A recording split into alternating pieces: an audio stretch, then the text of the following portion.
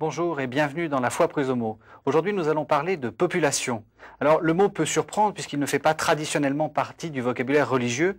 Pourtant, indirectement, on ne cesse d'en parler lorsqu'on emploie le mot famille, le mot vieillissement, le mot sexualité. Dans la Bible, lorsqu'on parle de faire attention à la veuve, à l'étranger et à l'orphelin, c'est toute une théorie de la population qui est en jeu. Alors aujourd'hui, nous allons essayer d'avoir un regard un peu différent sur la population et sur les populations, celui du géographe. Et donc nous allons interroger Gérard-François Dumont, qui est professeur à la Sorbonne et directeur de la revue Population et Avenir. Bonjour Gérard-François Dumont. Bonjour. Alors, on va commencer par cette revue sur la population, par parler un peu de fécondité. Et j'ai une question très banale à vous poser pour commencer. On dit que l'Afrique, mettons, est champion de la fécondité. Et donc, c'est un problème catastrophique pour l'Afrique. Est-ce que c'est vrai? Écoutez, le vrai problème, c'est celui de la mortalité. C'est-à-dire que nous sommes passés en 2 siècles d'une planète où la mortalité est extrêmement élevée. Je rappelle qu'il y a 2 siècles, sur 4 nouveau-nés, il y en avait un qui décédait avant d'atteindre l'âge de 1 an. À une situation où, grâce au progrès économique et sanitaire, la mortalité a considérablement reculé. Et ceci a permis effectivement une évolution de la fécondité. Malheureusement, l'Afrique est extrêmement en retard dans le recul de la mortalité, des mortalités, et donc en général, effectivement, l'Afrique a encore, compte tenu de ce retard dans la baisse de la mortalité, une fécondité relativement élevée. Mais ce n'est pas vrai de toute l'Afrique. Prenons par exemple le Maghreb, la fécondité en Algérie a été divisée par 3 en 30 ans. Mais qui le sait ? Alors justement, en quoi on dit souvent, vous savez, dans les années 70, on disait il va y avoir trop de monde, dans quelques années, la population mondiale va dépasser les X milliards. En quoi c'est gênant? Écoutez, le problème, c'est que la population mondiale, elle n'existe pas. C'est-à-dire qu'il y a des populations réparties sur des territoires avec des différences de peuplement extrêmement grandes. À l'intérieur même de la France, amusez-vous à comparer la population de Paris et celle de la Lozère. Vous voyez bien que ce sont 2 populations qui ont une pyramide des âges différente, une répartition différente et qui imposent des politiques différentes. Donc il en est de même dans l'ensemble des pays du monde. Vous comparez la Finlande et le Laos. Alors vous allez me dire, ces 2 pays, la Finlande et le Laos, ont à peu près la même population. Mais ça n'a aucun sens. Parce que le Laos a une très forte mortalité infantile, le Laos est un pays sous-développé, le Laos est un pays relativement jeune, le Laos a des conditions de nuptialité complètement différentes de la Finlande, etc. Donc il faut voir la réalité locale. Et la réalité locale, ce qui donne parfois cette impression donc, de surpopulation qui n'existe absolument pas sur la planète, c'est le fait que nous sommes dans un processus d'urbanisation. Et l'urbanisation, ça veut dire que bien que nous soyons plus nombreux sur la planète, grâce au recul de la mortalité, au progrès de l'espérance de vie, nous nous concentrons dans certains lieux de la planète. Autrement dit, il y a des territoires qui sont de plus en plus peuplés, alors que d'autres territoires beaucoup plus vastes sont de moins en moins peuplés. Alors pourquoi ne cesse-t-on pas de nous faire peur en nous disant la hausse de la population est une catastrophe? Vous dites c'est pas grave. Alors non seulement la hausse de la population n'est pas une catastrophe, mais la hausse de la population est un bonheur. C'est-à-dire pourquoi les populations dans le monde ont-elles augmenté depuis 2 siècles? Elles ont augmenté parce que donc les progrès économiques et sanitaires ont permis de faire effondrer la mortalité infantile, de faire effondrer la mortalité des enfants et des adolescents, et, autre changement extraordinaire, de faire effondrer la mortalité maternelle. Si aujourd'hui nous sommes dans une société où les femmes sont plus nombreuses que les hommes, c'est parce que le risque de mourir en couche ou à la suite de couches des femmes s'est considérablement réduit de plus de 99%. Donc ce sont des progrès phénoménaux qui font qu'aujourd'hui, en moyenne, chacun d'entre nous vit sur Terre 3 fois plus longtemps que ce qu'était l'espérance de vie il y a 2 siècles. Donc, comme nous restons locataires sur cette Terre 3 fois plus longtemps, à tout moment, nous y sommes forcément plus nombreux. Donc, c'est un progrès de l'humanité extraordinaire auquel nos ancêtres, qui à la naissance n'avaient qu'une espérance de vie de 28 ou 29 ans en moyenne, n'auraient jamais songé qu'on puisse arriver à des progrès pareils. Non, parce que ce qu'on dit souvent, je vous pose toutes ces questions parce que on accuse souvent l'Église et les religions de pousser à la fécondité d'une certaine façon, qui serait une sorte de crime contre l'humanité, puisqu'il faudrait faire une sorte d'eugénisme en disant avoir le moins d'enfants possible, etc. Vous savez, dans toute l'histoire de l'humanité, cette frilosité devant l'avenir a toujours existé. Je vous invite simplement à relire Platon et Aristote. Vous verrez qu'il y a bien 5 siècles, ces grands philosophes grecs s'inquiétaient de l'augmentation de la population à Athènes. C'est vous dire que c'est un sujet qui est très ancien. Et au fil de l'histoire, on trouve toujours des auteurs comme ça qui ont peur de la vie, évidemment le plus emblématique à cet égard étant Malthus. Aujourd'hui, bien, nous avons nos néo-malthusiens. Nos néo-malthusiens, ça a été évidemment le club de Rome dans les années 70, qui nous avait annoncé les pires malheurs pour l'an 2000, alors qu'en réalité, le sort moyen de l'humanité n'a fait que s'améliorer depuis. Et puis, nous avons aussi des officines internationales qui nourrissent leur budget en créant des peurs. Et c'est en créant des peurs qu'elles obtiennent davantage de subsides d'un certain nombre d'États ou d'un certain nombre de lobbies. Mais ce qu'il faut voir, c'est la réalité. Or, la réalité, c'est que le XXIe siècle sera le siècle du vieillissement et pas du tout le siècle de la croissance démographique. La croissance démographique, elle est en train de se terminer.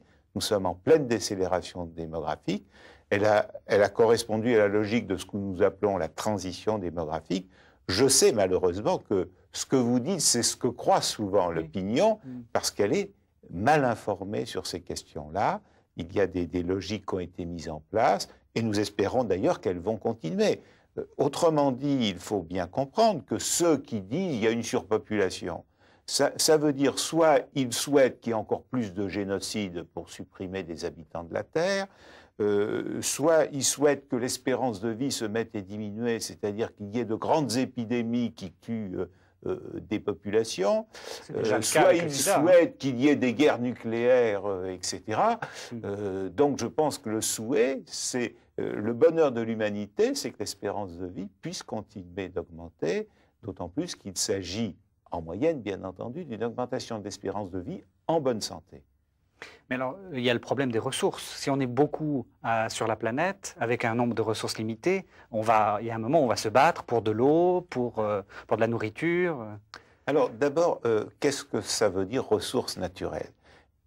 La Terre n'a pas de ressources naturelles.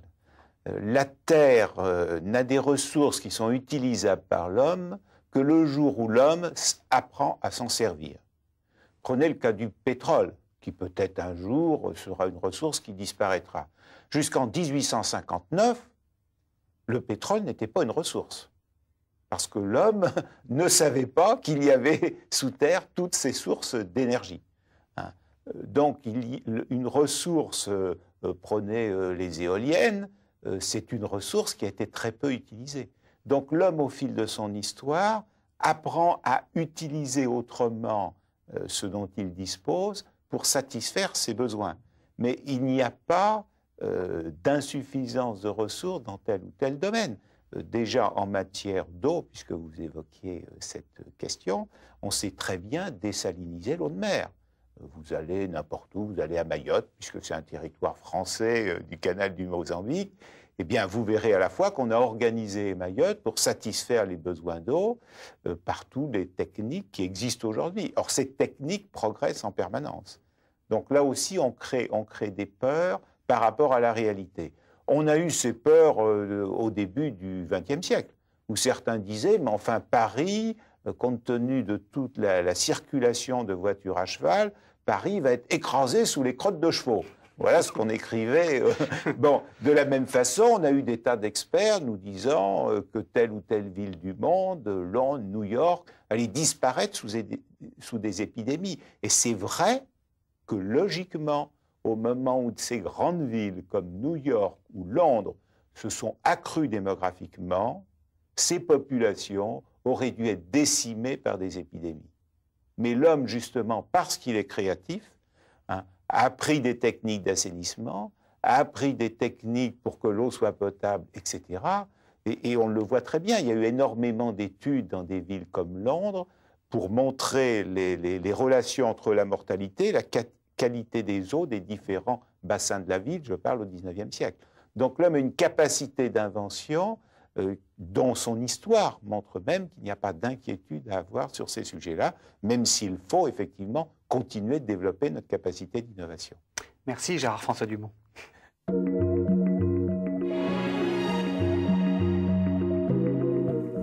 Gérard-François Dumont, vous êtes l'auteur d'un livre sur les populations du monde. C'est quoi? C'est une sorte de manuel, de résumé? De quoi s'agit-il? C'est un livre qui propose un tour du monde, non pas en 80 jours, mais en 240 pages, pour expliquer effectivement la diversité des réalités démographiques dans le monde de façon simple et accessible à tout le monde. Parce que trop souvent, on nous parle de la population mondiale, qui est un phénomène qui n'existe pas. Ce qui existe, c'est des populations très différentes, d'un point de vue démographique, d'un point de vue culturel, d'un point de vue politique. Et donc, il faut prendre en compte la réalité de ces différences considérables. Alors, dans la première partie de l'émission, vous aviez dit que l'avenir pour le XXIe siècle, ce n'est pas du tout la surpopulation, c'est le vieillissement de la population. Tout à fait. Le XXIe siècle sera le siècle du vieillissement, mais derrière ce mot vieillissement, il faut bien comprendre que nous avons au moins deux phénomènes extrêmement différents. L'un qui est extrêmement heureux et l'autre qui est inquiétant. Celui qui est extrêmement heureux, c'est ce que nous appelons le vieillissement par le haut. C'est l'augmentation de l'espérance de vie des personnes âgées.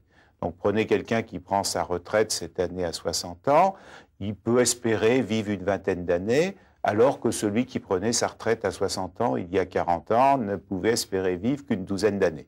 Donc ça, c'est le progrès des comportements, les progrès médicaux, les progrès sanitaires qui permettent cette augmentation de l'espérance de vie qui entraîne ce que j'appelle, moi, la gérontocroissance, c'est-à-dire la croissance du nombre des personnes âgées.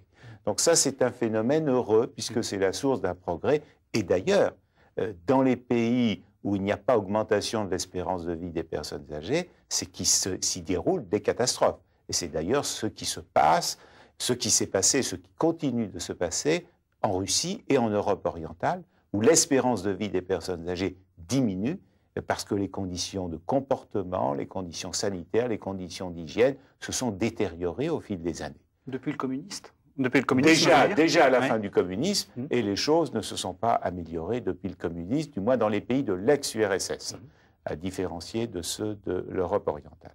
Alors ça, c'est le vieillissement par le haut. Et puis, il est en train de se dérouler dans aujourd'hui presque la moitié des pays du monde, mais tout particulièrement en Europe, puisque l'Europe est lanterne rouge en la matière, un vieillissement par le bas, c'est-à-dire le fait que nos populations ont une fécondité de plus en plus basse, une natalité de plus en plus basse, et ont donc une fécondité qui ne permet pas d'assurer le simple remplacement des générations. Et donc ça, c'est un vieillissement qui est extrêmement inquiétant, parce qu'il signifie que le relais vers les générations futures n'est pas passé, et donc il n'y a pas de développement démographique durable dans la société européenne. Donc nous sommes un pays vieux, la France? Alors la France, dans cette situation, est un pays moins vieilli que d'autres pays européens, comme l'Allemagne, comme l'Italie ou comme l'Espagne, mais néanmoins un pays vieilli, malgré les propos parfois euphoriques que l'on évoque, c'est-à-dire la France aussi, même si elle a une fécondité plus élevée que la moyenne des autres pays d'Europe, a une fécondité quand même inférieure au seuil de remplacement des générations et donc en voie de vieillissement par le bas. Cette fécondité plus élevée s'explique par quoi? Alors cette fécondité plus élevée, comment l'expliquer? Voilà une bonne question. Bon, elle s'explique par différents éléments. Il y a d'abord l'effet des politiques familiales. Lorsque nous essayons de chercher des éléments de corrélation, nous sommes dans le domaine des sciences humaines, il n'y a pas de réalité mathématique, bien entendu, mais dans des éléments de corrélation entre les niveaux de fécondité des différents pays d'Europe et les politiques familiales, nous voyons très bien que les pays qui sont pratiquement au point zéro en politique familiale ont les fécondités les plus basses et que ceux qui ont des meilleures politiques familiales ont des fécondités plus élevées. Donc c'est un premier élément. Deuxième élément, nous sommes dans un pays où l'accueil de l'enfant est quand même très largement plébiscité. C'est-à-dire que lorsque vous comparez la situation de la France aux autres pays européens, nous avons en France un pourcentage très élevé de femmes qui ont au moins un enfant. Alors que dans des pays comme l'Allemagne, la proportion des femmes qui n'ont pas d'enfants est extrêmement élevé. Donc ceci explique une partie de la différence de fécondité. Ensuite, bien sûr, il faut noter l'importance des flux migratoires qui augmentent et stimulent la fécondité de la France. Vous voulez dire que les étrangers dont on a dit le plus grand mal sont en train de nous sauver d'une certaine façon? Non, on ne peut pas dire qu'il y a un vase communicant qui fait que les enfants que les Français n'ont pas sont faits par les personnes issues de l'immigration. Mais il est vrai que la fécondité moyenne des femmes issues de l'immigration est plus élevée que la fécondité moyenne des femmes de nationalité française. Enfin, un dernier élément qui peut paraître très subjectif d'ailleurs, c'est ce que j'appellerais peut-être le côté sentimental de la France, que nous avons vu tout particulièrement l'année 2000. Bon, cette année symbolique, hein, de par ses chiffres, cette année du millénium, la France est le seul pays d'Europe où nous avons constaté non seulement une augmentation des naissances, mais aussi une augmentation des mariages l'année 2000. Comme si le Français avait une culture sentimentale qui le poussait à vouloir marquer la symbolique de ce genre d'année que l'on n'a pas constaté dans les autres pays. Donc vous avez un peu une accumulation de facteurs et donc un faisceau de causes explicatif d'une fécondité moins mauvaise en France que dans le reste de l'Europe. Alors bon, quand même, c'est pas brillant. Quelle est la conséquence justement d'une population vieillie? Alors les conséquences sont multiples. Il y a des conséquences qui sont évidentes. J'évoquais tout à l'heure l'augmentation du nombre de personnes âgées et l'augmentation du nombre d'années en vie des personnes âgées. Cela signifie forcément davantage de pensions de retraite. Cela signifie aussi des coûts de sécurité sociale, d'assurance maladie plus élevés. Cela signifie également des besoins de logement plus importants, parce que le vieillissement de la population s'applique quand même à des couples dont l'espérance de vie est différente. Vous savez que les ministres n'ont toujours pas réalisé la parité en la matière, et donc l'espérance de vie des femmes est 8 ans supérieure à celle des hommes. Donc ceci se traduit effectivement par des veuvages et donc des besoins en logement plus importants. Donc il y a des effets quantitatifs, je dirais, faciles à mesurer.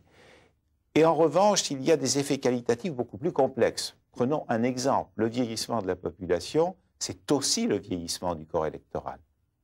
Est-ce qu'un corps électoral plus vieilli va accepter un certain nombre de projets, un certain nombre d'idées tournées vers l'avenir, ou est-ce qu'il ne va pas préférer que son conseil municipal vote un plan local d'urbanisme qui soit assez coercitif et assez frileux? Et là, nous avons effectivement de grandes interrogations. Il y a aussi les conséquences économiques. La demande d'une population vieillie n'est pas la même qu'une population jeune. Une population jeune accepte plus facilement d'acheter des produits nouveaux, de se faire un nouveau lave-linge, un nouveau portable, un nouveau système informatique, etc.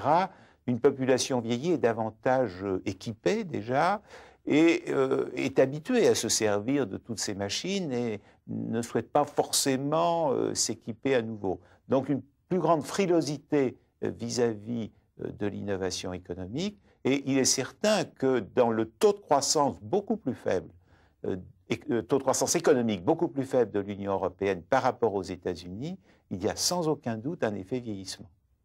Merci Gérard-François Dumont.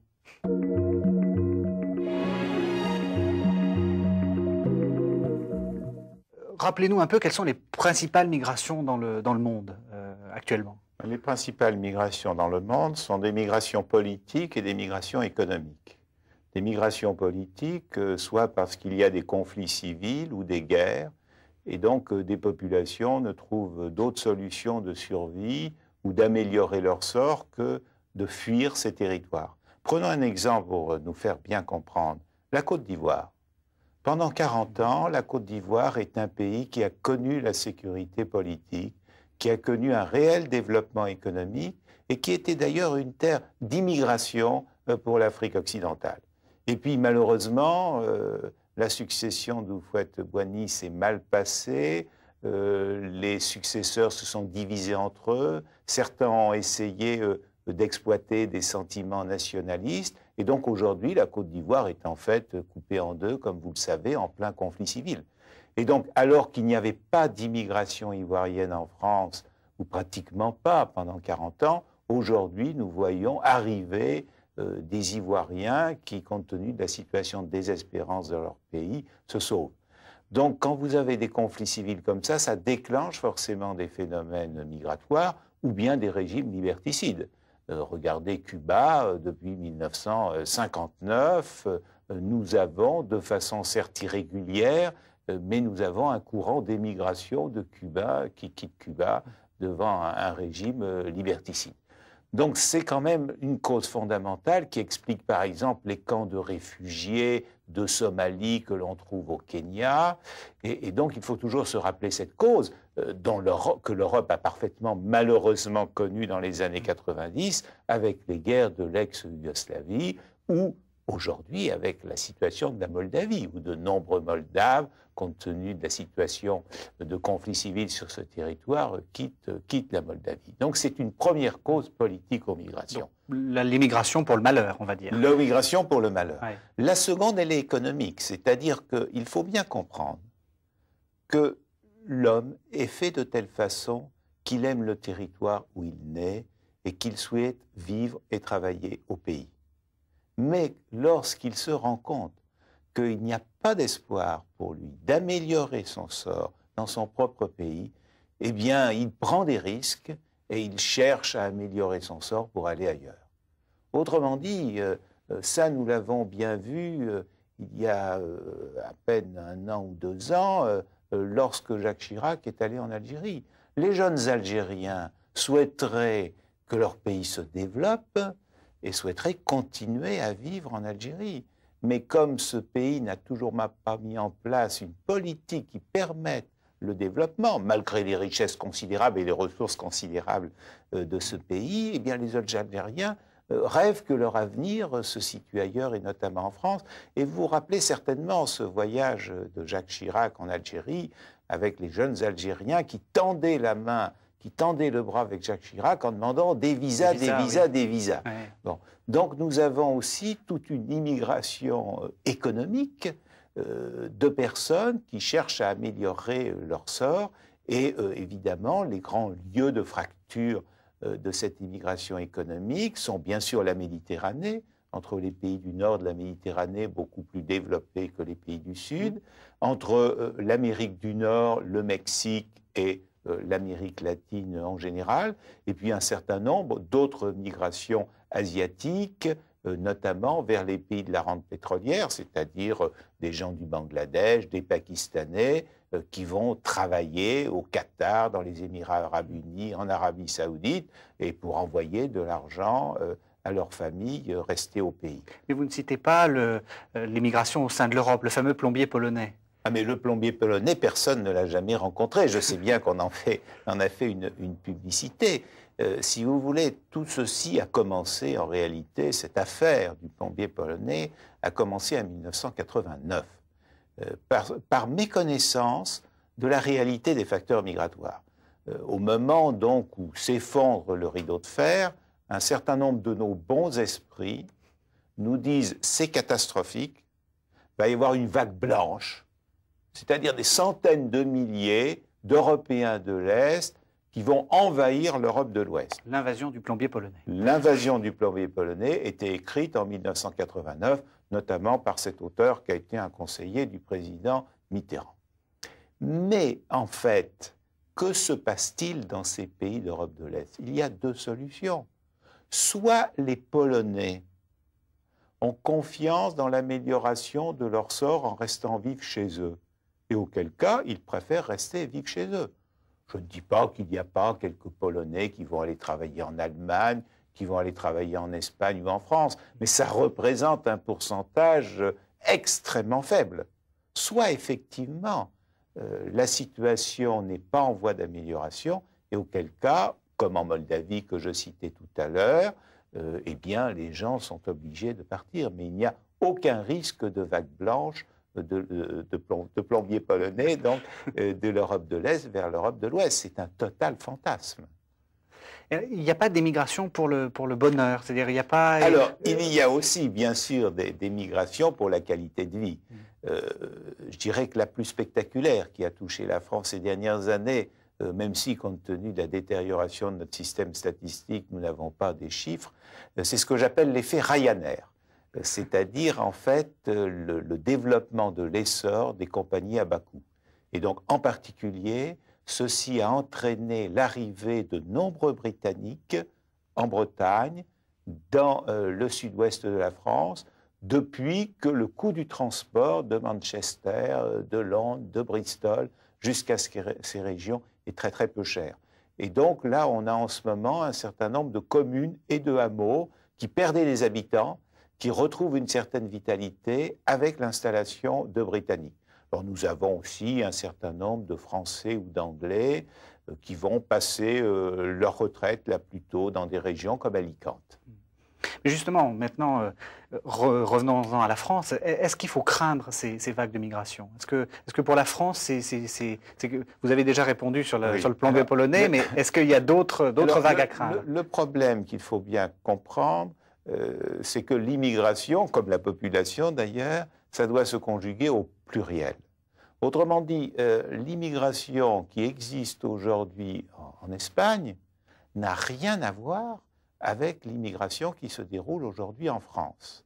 L'immigration en Espagne est essentiellement une immigration de travail et pour moitié une immigration de personnes de souche hispanique venant de l'Amérique andine, c'est-à-dire de l'Équateur, de la Colombie, etc. Bon. L'immigration qui vient en France n'est pas une immigration de travail. L'immigration qui vient en France est composée essentiellement de deux catégories.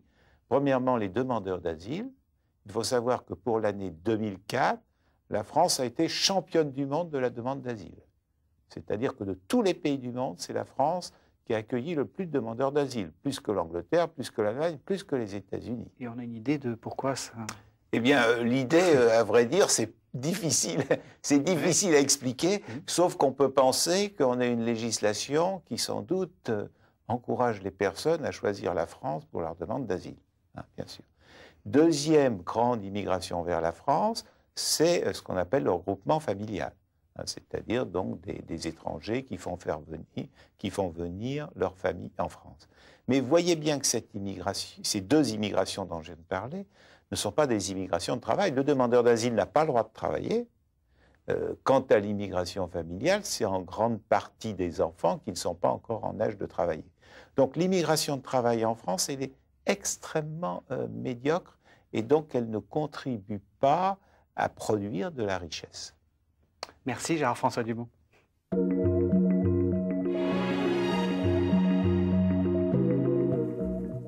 On dit souvent que la famille est une institution en crise. Est-ce que c'est vrai?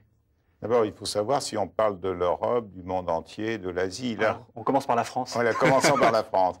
Je dirais que le verre est à moitié vide ou à moitié plein selon la façon dont on le regarde. Autrement dit, si on constate que nous avons une société qui est prisonnière de la tyrannie du court terme, une société où la politique envers les familles a quand même été rabotée en France, une société où l'on n'a pas valorisé le projet familial, eh bien qu'il y a encore autant de familles en France, ça peut être tout à fait étonnant qu'il y ait encore plus de 500 000 jeunes qui décident de faire un projet de mariage chaque année. Donc en ce sens-là, on peut dire qu'il y a une différence considérable entre la réalité, je dirais, des chiffres concernant les évolutions familiales et le souhait d'une famille idéale que l'on voit à travers toutes les enquêtes qui mettent en évidence que pratiquement la totalité de la population aspire à créer une famille durable, stable, ayant des enfants, quel que soit le vécu personnel des personnes, qui peut les conduire à divorcer, à se remarier, à ne pas se marier, etc.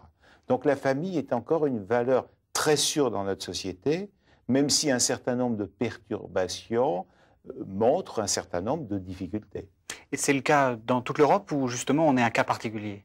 Alors, en fait, la réalité européenne, historiquement, est déjà différente. C'est-à-dire que prenons le cas du mariage, plus précisément, si vous voulez, le mariage n'a pas le même sens institutionnel en Europe du Nord ou en Europe du Sud. La symbolique du mariage est très forte en Europe du Sud, elle a toujours été relativement faible en Europe du Nord. Ou bien le positionnement du mariage a changé. Ce qui est très intéressant dans le cas français, c'est qu'il y a 40 ans, il ne fallait pas mettre la charrue avant les bœufs. Donc on considérait que l'ordre, c'était on se marie d'abord et on a des enfants après.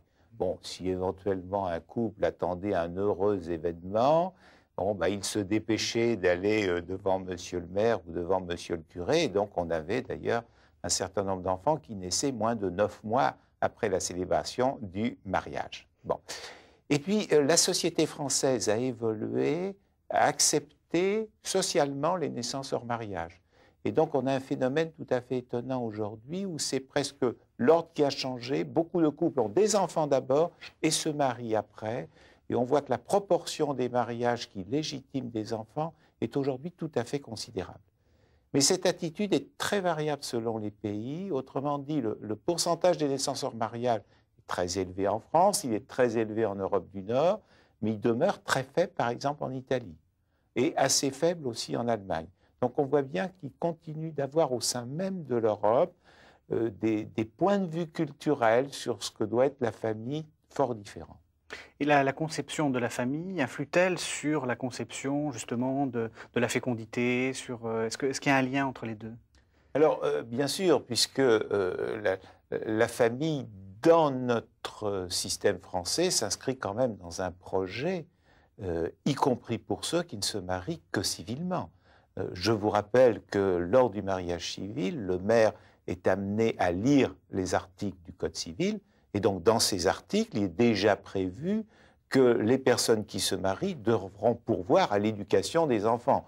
Donc l'enfant, même non né, est déjà présent le jour même du mariage. Donc nous avons vraiment une conception de la famille qui est là pour transmettre la vie et réaliser l'accueil de la vie et donc l'accueil des générations futures. Ce n'est pas forcément une conception qui prévaut de la même façon dans les autres pays d'Europe. Alors, est-ce que on a souvent parlé des autres modalités de la famille. Vous savez, on a parlé du couple homosexuel, on a parlé de la famille monoparentale. Alors, qu'est-ce que c'est qu'une famille monoparentale? Est-ce que ça a changé? Est-ce qu'on peut les repérer dans la population, ces nouvelles modalités? D'abord, on les repère assez difficilement parce que notre système statistique est loin d'être parfait en la matière. Parce que vous l'avez déjà dit, là, qu'il y a une faillite du système statistique. Voilà. Qu'est-ce qui se passe? Il se passe que nous avons des recensements qui se sont faits avec des écarts de plus en plus grands. Aujourd'hui, on s'est lancé dans un recensement dit rénové, mais dont la fiabilité est un petit peu inquiétante. Nous avions avant des enquêtes famille pour suivre justement l'évolution des comportements familiaux. A priori, ces enquêtes maintenant sont supprimées, donc nous avons effectivement quelques soucis.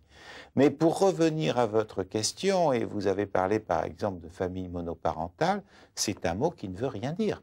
C'est un mot qui ne veut rien dire. Une famille monoparentale peut résulter d'un veuvage, peut résulter d'un divorce, peut résulter du choix d'une personne qui souhaite avoir des enfants mais ne pas avoir de conjoint.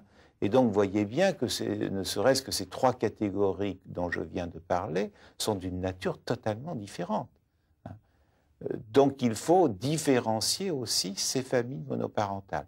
Ensuite, ces familles monoparentales, souvent, on les regarde à un moment donné de leur existence. Or, une famille, ça s'inscrit dans la durée. Donc, ce n'est pas parce qu'une personne s'est trouvée seule à un moment donné de son existence qu'elle est forcément seule toute sa vie. Donc, il faut se placer dans une dynamique familiale. Donc, ces nouvelles... est-ce que ce sont des nouvelles familles? Moi, je ne le pense pas. Ce sont des formes qui ont toujours existé, qui prennent plus ou moins d'importance selon les périodes. Prenez la guerre de 14-18. Elle a généré beaucoup de familles monoparentales et les gens ne le souhaitaient pas. Donc il faut surtout regarder en fait quel est l'idéal des familles dépopulation telle qu'elle ressort de ces enquêtes. Et les politiques, normalement, sont là pour permettre aux individus et aux couples de choisir leur façon de vivre et le nombre de leurs enfants, et non pas de focaliser sur tel ou tel cas particulier avec ce que j'appelle des politiques trop diversifiées. Qu'est-ce que vous voulez dire? C'est-à-dire que vous avez plusieurs fois tapé sur les politiques, sur la famille. Oui, c'est-à-dire aujourd'hui, si vous voulez, c'est un peu la politique du saucisson. C'est-à-dire qu'on met en place un éventail avec 1000 mesures différentes et on dit celle-ci c'est pour ceci, celle-ci c'est pour cela, etc., etc. Je crois que c'est une erreur parce que la vie familiale s'inscrit dans une durée avec éventuellement des mutations, des changements liés au destin personnel des uns et des autres. Mais selon moi, la politique familiale, elle doit être globale et prendre en compte l'ensemble de la réalité familiale sans diversifier des modalités répondant à des cas particuliers. Et actuellement, quelle serait la politique familiale que vous appelleriez de vos voeux? C'est sûr qu'aujourd'hui, nous avons un certain nombre d'éléments de politique familiale qui ne sont pas satisfaisants. Prenons 2 exemples. Premier exemple, chaque année, nous réduisons le pouvoir d'achat relatif des allocations familiales. Donc, les couples qui élèvent des enfants se trouvent relativement appauvris par rapport au reste de la société, parce que le pouvoir d'achat des allocations familiales est moins augmenté que les autres minimums sociaux, vieillesse, etc. Ça, c'est un premier élément. Deuxième élément, nous n'avons pas de politique familiale du logement, c'est-à-dire une politique qui permet aux personnes qui souhaitent agrandir leur famille d'avoir des facilités en matière de logement. Ce n'est pas le cas parce que nous avons de nombreuses règles de rigidité qui ne facilitent pas le changement de domicile, qui ne facilitent pas les déménagements et qui même imposent fiscalement ce genre de mobilité familiale liée à la présence d'enfants. Merci Gérard-François Dumont.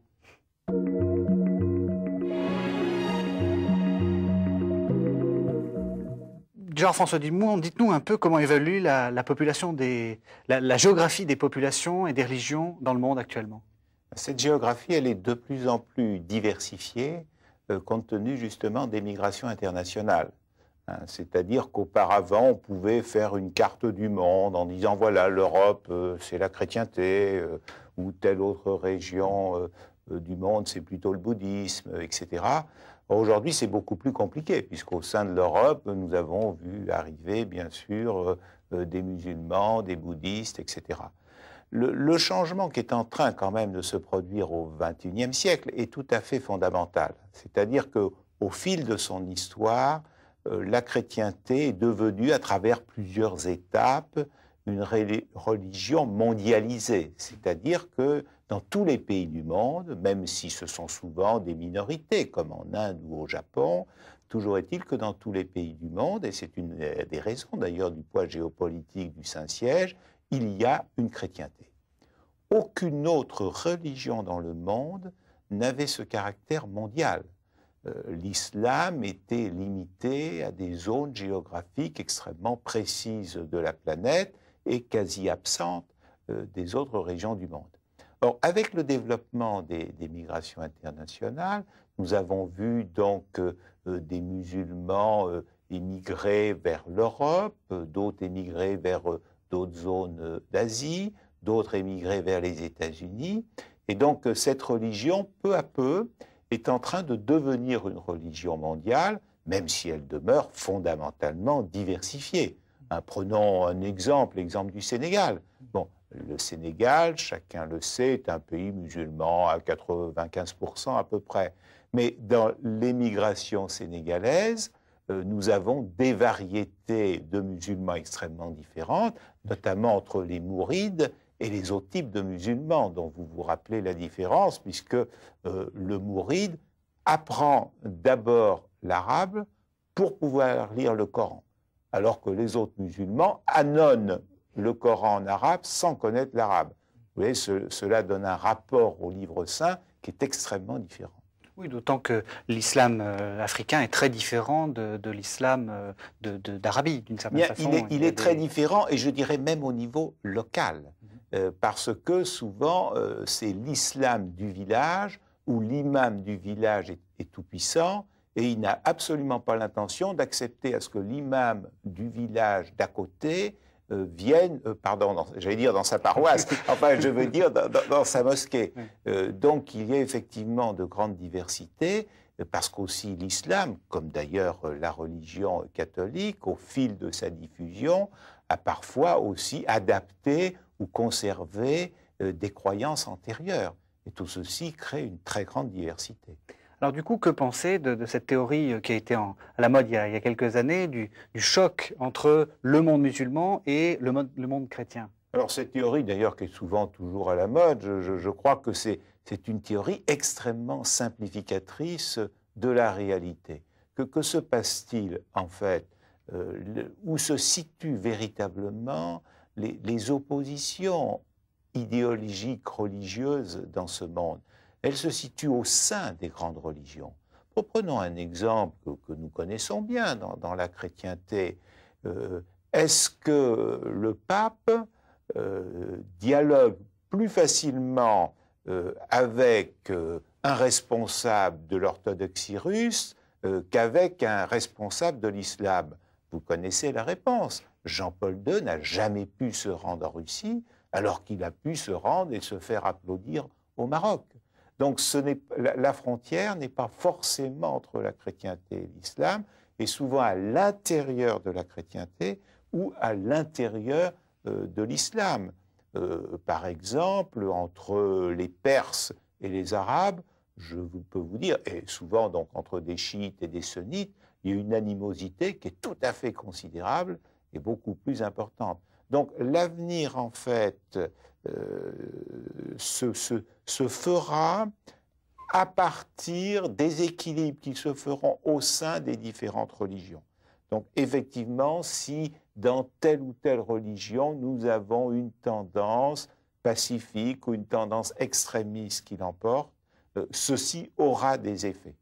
Mais vous voyez des guerres entre religions, je veux dire chiisme contre sunnisme, des choses comme ça, qui après vont décider de l'avenir global ou... Non, écoutez, si nous regardons l'histoire du monde est faite de guerres.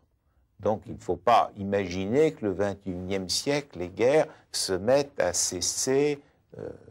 Et malheureusement, nous avons connu une guerre religieuse il y a très peu de temps en ex-Yougoslavie.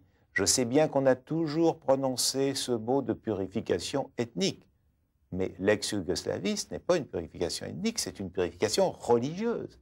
C'est séparer les orthodoxes des catholiques, c'est séparer les catholiques des musulmans, etc.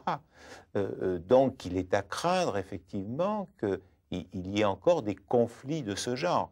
Mais ces conflits, est-ce qu'ils sont nourris par la religion ? Ou au contraire, est-ce que la religion est utilisée comme prétexte à but de pouvoir? Et nous le voyons bien dans tout ce qui se passe dans la géopolitique mondiale, souvent l'objectif c'est le pouvoir et on utilise la religion, ou plutôt une interprétation de la religion à but de pouvoir. Alors vous vous intéressez beaucoup à la population. En quoi les religions vous intéressent en tant que spécialiste des populations? D'abord parce que la population, je m'y intéresse sur tous ses aspects. Sur ses aspects quantitatifs, bien sûr, mais aussi sur ses aspects qualitatifs. Est-ce qu'une population est riche et pauvre? Quelles sont ses caractéristiques culturelles et donc ses caractéristiques religieuses? Et donc, les caractéristiques religieuses, ne l'oubliez pas, ont des effets sur le comportement des populations.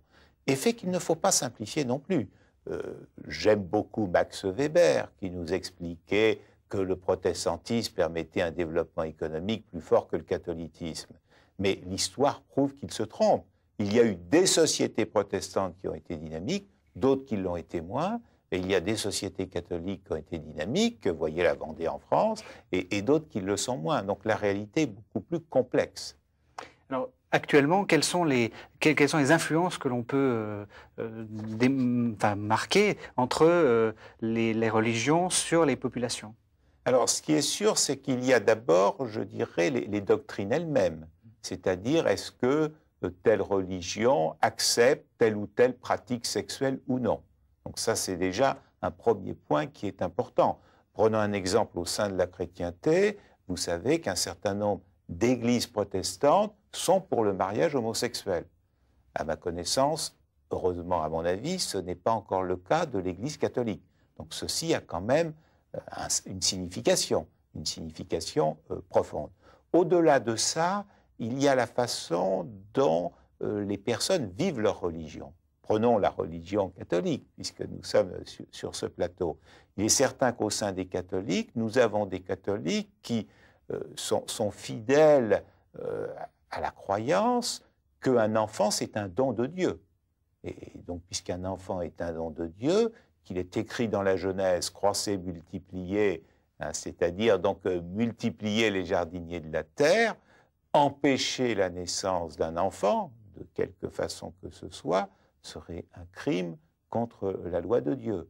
Mais il y a d'autres catholiques qui ont un point de vue totalement contraire, qui éventuellement sont convaincus par les idées malthusiennes que nous avons évoquées précédemment et qui considèrent qu'il faut éventuellement recourir à tel ou tel moyen contraceptif, voire à l'avortement dans certains cas.